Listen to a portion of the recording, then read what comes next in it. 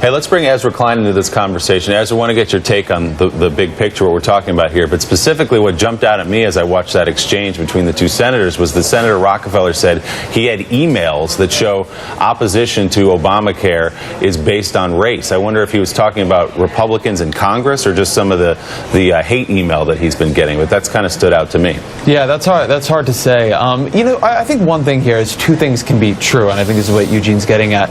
It can be true, and it is true, that some opposition to Obama is structured by race, and we don't need to do that even anecdotally. There's very, very, very powerful and very replicable political science on this. There's a very standard test that scientists have been using for years, where you use a certain set of questions to figure out what a person's level of racial resentment is.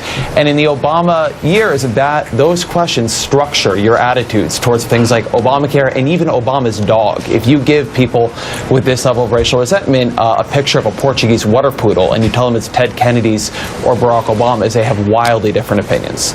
So on the one hand, it is and can be true that that race is playing a role in people's attitudes on this.